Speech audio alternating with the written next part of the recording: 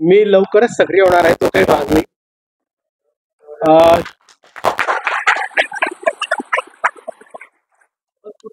9 August 2023चा दिवस मी आयुष्यात विसरणार नाही. वयाचे 55 वर्ष वाघासारखा जगलो. आता राहिले किती किरकोळ 5-10 वर्ष. लाचार होऊन घाबरून मुळीच जगणार नाही. परंतु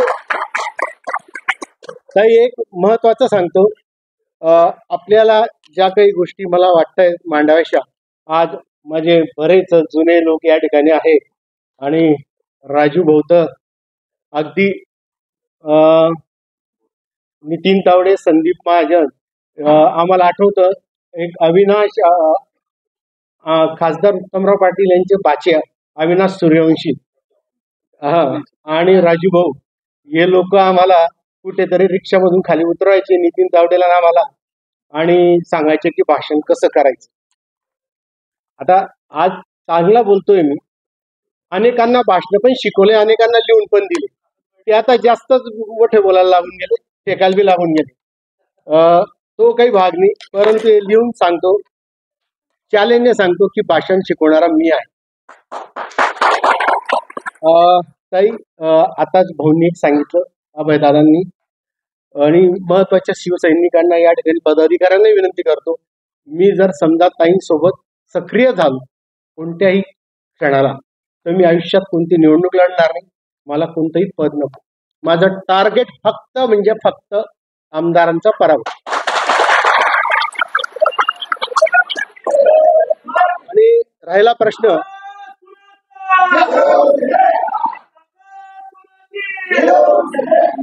काही आता सांगायला हरकत नाही, एक विषय वारंवार टाकला जातोय लोकांच्या डोक्यामध्ये, लाडकी बहीण, लाडका भाऊ, असे वेगवेगळे उप.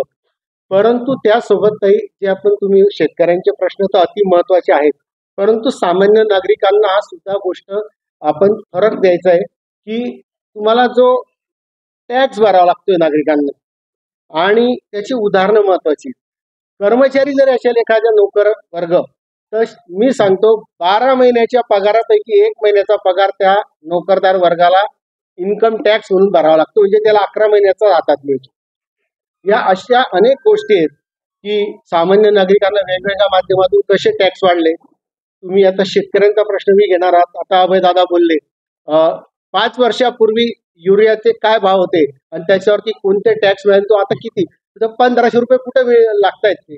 आणि आता एक मध्यंतरी बातमी आली की आता त्या लाडकी बहीण योजनेचे फॉर्मांचं पुन्हा चेकिंग होणार आहे, म्हणजे दानत फिरून गेले त्यांची.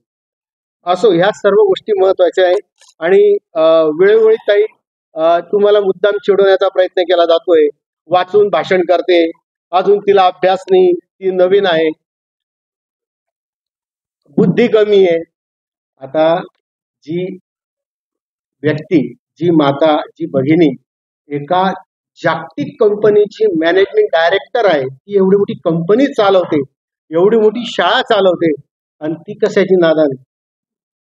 म्हणून बोलणाऱ्याला ताई ह्या ज्या चिडवण्याच्या गोष्टी असतात ना, वाचून भाषण करते, ताई हा मुद्दा तुम्ही लक्षात घ्या, महत्वाचं, वाचून भाषण करते. याचं कारण असं की तुम्ही कुठंतरी चिडावं, वाचून भाषण नाही करायचं, आणि त्या बोलण्यामध्ये तुम्ही कोणता तरी एखादी मुद्दा विसरून जायचा किंवा चुकीचा बोलून द्यायचा, आणि नेमका तो मुद्दा घेऊन त्याच्यावरती आकावतांडव करायचं. आणि आकावतांडव करण्यामध्ये, खोटं बोलून रेटल बोलण्यामध्ये आमदार एकदम माहिर आहे. थोडक्यात आम्ही सांगणारे आम्हीच होतो की काय. मी त्यांना सांगितलं आमदारांना की त्याचे एक खासियत आहे, त्याच्यामध्ये सगळ्यात चांगले 2 गुण आहेत. 2 गुण फार चांगले. एक, सगळ्यात पहिले तो उपकार विसरतो, सगळ्यात पहिले उपकार विसरतो. आणि दुसरं, आम्ही जेव्हा सोबत होतो राजकुमारच्या एका कट्ट्यावरती, आप्पा या बापजीने लावलाय धावला दैर्यामध्ये, पण त्यावेळेस मी सांगितलं होतं सर्वांना एक मत होतं, प्रत्येक जण छत्रपती शिवाजी महाराज वाचत असताना सरळ वाचतात सर्व, परंतु मी सांगितलं होतं बोलता बोलता की आप्पा, महाराजांना वाचताना कधीच तुम्ही सरळ वाचू नका, तुम्ही सरळ पाहू नका. हे 2 लोक असे, एक छत्रपती शिवाजी महाराज आणि दुसरं रावण, हे 2 व्यक्ती वेगवेगळे आहेत, दोघांचे विचारसरण्या वेगळ्या आहेत, परंतु त्यांना वाचत असताना उलट वाचायचं. एक साधं उदाहरण देतो. महाराजांना जेव्हा अफजल खान मारायला निघाला, तर त्यावेळेस महाराज सगळ्यात पहिले काय करायचे, स्वतः जो किती सैन्य आहे, स्वतः जो काय याचा विचार महाराजांनी केला नाही. त्यांनी सगळ्यात पहिले काय विचार करायचे, छत्रपती शिवाजी महाराज माझा शत्रू किती सैन्य घेऊन येतोय, त्याचा जो किती दारुगोळा आहे, तो काय काय युद्धनीती त्याच्याजवळ आहे. अफजल खान जर मला मारायला येतोय तर तो वाईचा सुभेदार होता, म्हणजे त्याला वाईच्या परिसराची पूर्ण माहिती आहे. त्याच्या जो किती सैन्य, दारुगोळा किती आहे, हत्ती किती, घोडे किती, हे सर्व त्यांनी अगोदर अभ्यास केला. आणि मग ज्या ज्या ठिकाणी महाराज गेले त्यांच्या मागे हा अफजल खान येत होता आणि महाराज पुढे जायचे.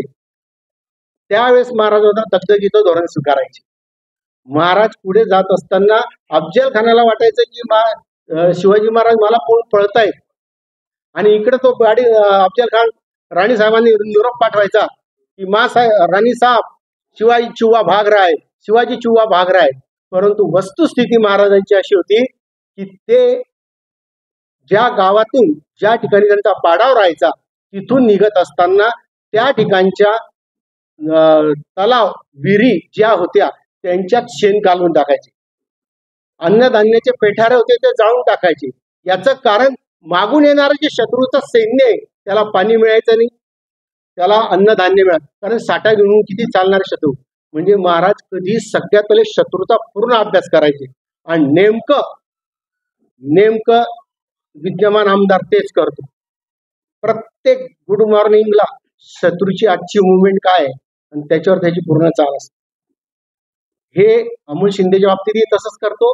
ताई किती वाजता निघाली, ताईच्यासोबत कोण कोण आहे, काय झालं, सगळे अपडेट घेण्याचं काम. म्हणून शत्रूचा अभ्यास करण्याची त्याची फार चांगली कॅपॅसिटी आहे. हे जे सांगतो ताई मी ओपन सांगतोय आज. हो, आणि तेच महत्वाचं आहे की आपल्या काही गोष्टी फक्त बाहेर जाऊ नका, आणि त्या जर आपण पाहिल्या कसं त्यांनी बघितलं की आपल्याला लढत फक्त येणाऱ्या विधानसभेमध्ये नाही, आता नाही, मागच्या वेळेस दिलीप वाघ आहे.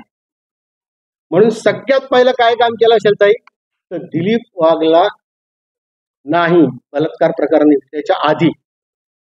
त्याच्या आधी रोडावर धोरासारखं मारलं त्यांच्या परिवार. बहुजन समाजाचं नेतृत्व संपवायचा पहिला प्रयत्न केला, आणि ते मात्र तात्यांना आणि मात्र माहित नव्हतं.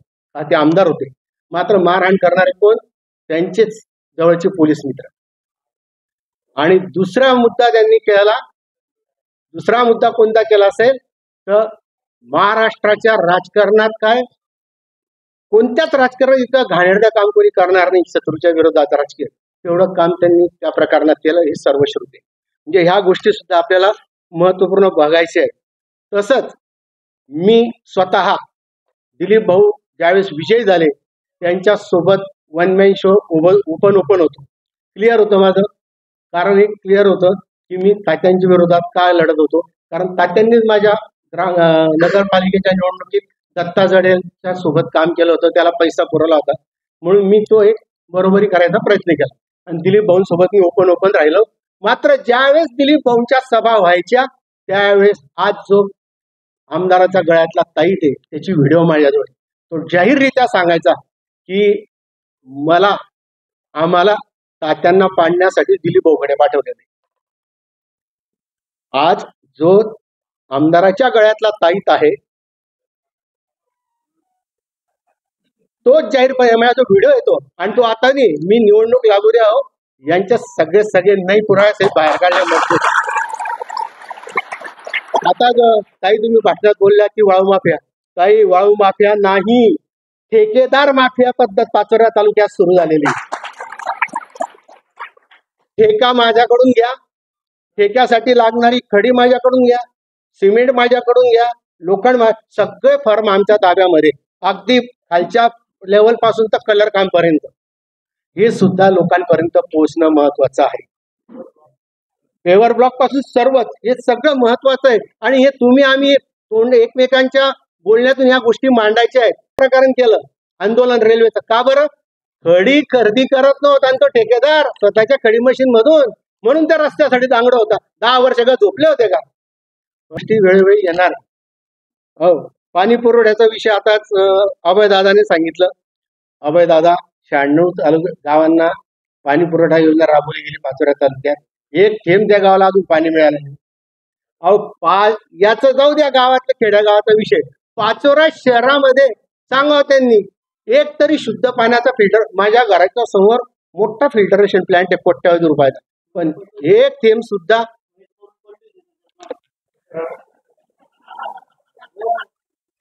एक सुद्धा थेंब लोकांना शुद्ध पाण्याचा मिळाला. आणि विशेष म्हणजे ताई, जर तुम्ही आता जसं प्लॅनिंग जाहीर करतायत ना, तसं प्लॅनिंग डायरेक्ट प्रेस नोटच्या द्वारे जाहीर करा. या तारखेला आम्ही इतक्या वाजता इथं आहे, या वाजता इथं आहे. कारण काय होतं माहिती का, ताईने नाभिक समाजाचा मेळावा घेतला, लगेच दुसऱ्या दिवशी नाभिक ताईने याचं घेतलं, लगेच तिसऱ्या ताईने सकाळी आता रथ तयार केला, 4 वाजता संध्याकाळपर्यंत रथ तयार. तर ह्या सर्व गोष्टी ताई लक्षात घेऊन घ्यायच्या आहे. प्लॅनिंग डिक्लेअर करू द्या, लोकांना कळू द्या ना की कोण तुमच्या पावलावर कोण चालतोय, कोण नवीन आहे, कोण जुनं आहे, कोणाला अभ्यास आहे. ताईला अभ्यास आहे की नाही आहे हे मतदारसंघ कळेल. म्हणून ताई, चिडवण्याचा प्रयत्न जरी झाला तरी चिडू नका. आणि त्यात तुम्ही एकदम माहीर आहे त्याच्यामध्ये. बापरे ताई, मला सुरुवातीला वाटलं होतं की बाबा ही पोरगी नवीन आहे, कस काय या नालायक राजकारण्यांमध्ये कस काय टिकल बाप. पण ताई, घरातून डायरेक्ट बर्फ डोक्यावर आणि साखरचं पोट तोंडामध्ये. आणि खरोखर ताई हेच खरं विजयाचं श्रेय आहे. धन्यवाद. जय हिंद, जय महाराष्ट्र. माझा व्हिडिओ वगैरे कोणी काढला असेल, पाठवला